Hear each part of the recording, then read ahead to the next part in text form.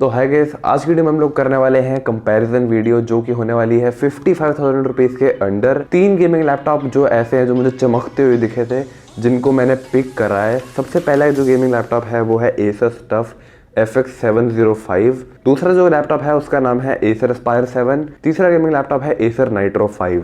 तीनों ही जो लैपटॉप हैं वो एक मोस्ट सेलिंग लैपटॉप की कैटेगरी के अंदर आते हैं और तीनों ही gaming laptop most demanding laptop भी हैं। और ये तीनों ही लैपटॉप जो है वो सिमिलर स्पेसिफिकेशंस के साथ आते हैं, तो लोगों को लगता है यार मैं कौन सा गेमिंग लैपटॉप लूँ, ये इसमें भी सेम प्रोसेसर है, इसमें भी सेम प्रोसेसर है, इसमें भी सेम प्रोसेसर है, किसके साथ जाना चाहिए मेरे को। तो यही कन्फ्यूजन आज मैं आप लोगों के दूर करूँगा, खुद कन्फ्यूजन लेके, क्योंकि जब मैं इसकी स्क्रिप्ट लिख रहा था ना वीडियो की, मेरा खुद दिमाग घूम गया था, क्योंकि किसी लैपटॉप में कुछ अच्छा है, किसी में कुछ अच्छा है, किसी में कुछ अच्छा है, लेकिन एक कंक्लूजन तो मुझे ही देना पड़ेगा ना। बाकी वीडियो देखते रहो और चलो अपना टाइम वेस्ट करे शुरू करते हैं। तो सबसे पहले हम लोग बात कर लेते हैं डिस्प्ले की।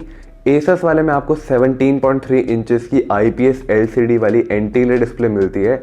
अब 17.3 इंच होने का एक नुकसान ये है कि आपको अगर इधर उधर घूमना होता है लैपटॉप को लेकर, जैसे कॉलेज जाना होता है या फिर आप कोई जॉब करते हो, तो फिर 17.3 इंचेस की जो डिस्प्ले है वो बहुत ही ज़्यादा बड़ी हो जाती है और आप ज़्यादा उसको लेकर घूम नहीं सकते। वहीं अगर हम बात करते हैं Acer Aspire 7 की, तो वहाँ पर आपको 15.3 इंचेस की IPS LCD डिस्प्ले मिलती है, लेकिन कम्फी व्यू वाली एंटी ग्लेयर डिस्प्ले नहीं है। Acer Nitro 5 में भी आपको सेम ही डिस्प्ले मिलती है, बस एंटी ग्लेयर डिस्प्ले वहाँ पर है। तो डिस्प्ले के मामले में जो पॉइंट जाएगा वो जाएगा यहाँ पर Asus के साथ। प्रोसेसर की अगर हम लोग बात करते हैं तो वहाँ पर तीनों ही लैपटॉप में आपको Ryzen 5 3550H मिलता है, क्योंकि हम बनाई Ryzen एडिशन वाली वीडियो रहे हैं।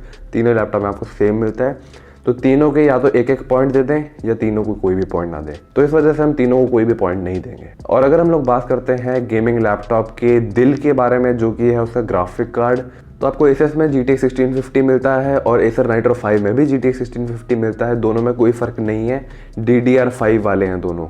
वहीं अगर हम बात करते हैं Acer Aspire 7 में, तो वहाँ पर आपको GTX का 1650 Ti मिलता है, जो कि बहुत ज़्यादा बड़ी बात है 50,000 रुपीज़ के अंडर देना। और साथ में DDR6 वाला है तो और भी ज़्यादा मज़े हो जाएंगे जो भी Acer Aspire 7 लेगा। तो Acer Aspire 7 के पास भी उसका पहला पॉइंट चला जाता है। उसके बाद हम लोग बात कर लेते हैं बैटरी की। तो Asus वाले में आपको 4 सेल वाली बैटरी मिलती है 64 वॉट आवर वाली, और साथ में 150 वॉट का फास्ट चार्जर भी मिलता है। तो आपने लैपटॉप में चार्जर लगाया और वो डंडा ऊपर चला गया बैटरी का, तो टाइप ऑफ ऐसी कुछ होगा। और जब आप यूज़ करोगे तो आपकी जो बैटरी कैपेसिटी है वो है तो ज़्यादा ही ना, तो धीरे धीरे कम होएगी। तो आप ऑन बैटरी अगर गेमिंग करोगे तो भी वो 1.5-2 घंटा झेल सकता है Asus TUF।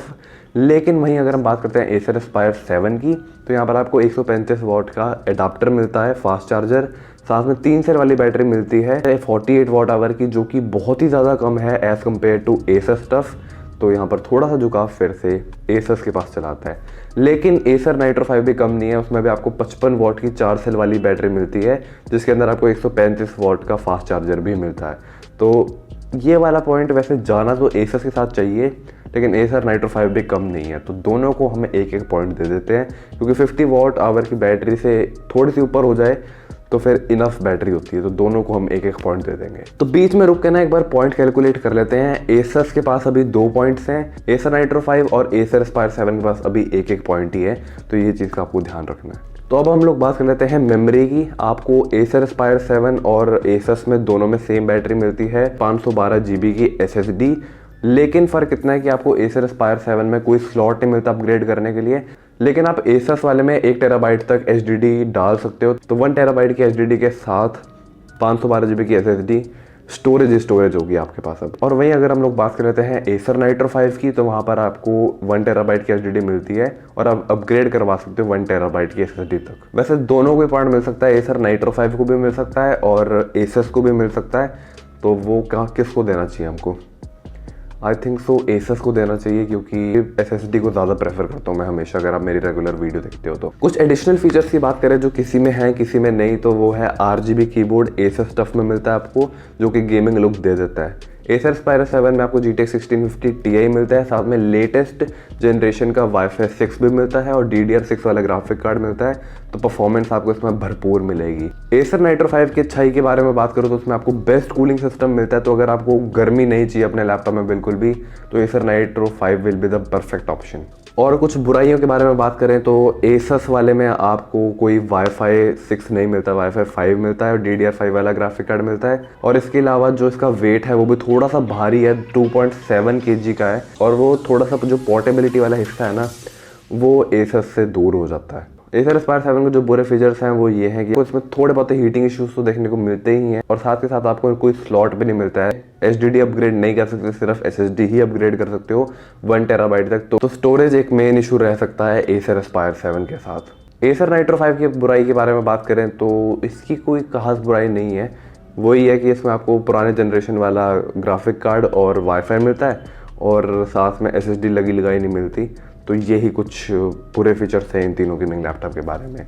तो अगर मैं कंक्लूजन पे आऊँ तो कंक्लूजन वाला पार्ट बहुत ज़्यादा मुश्किल है। वैसे अगर देखा जाए पॉइंट्स वाइज तो Asus टफ क्लियर विनर है यहाँ पर, लेकिन तीनों ही लैपटॉप कुछ ना कुछ लेके आते हैं अपने साथ। अगर आप Asus टफ को देखो तो वो आपको RGB कीबोर्ड देता है, टफ बिल्ड क्वालिटी देता है, और आपको एक गेमिंग लुक भी देता है, और साथ साथ आपको डिसेंट परफॉर्मेंस भी देता है। Acer Aspire 7 की बात करें तो आपको परफॉर्मेंस पूरी भर के मिलती है क्योंकि 1650 Ti है, और Acer Nitro 5 में आपको कूलिंग सिस्टम अच्छा मिलता है और परफॉर्मेंस भी आपको डिसेंट मिलती है।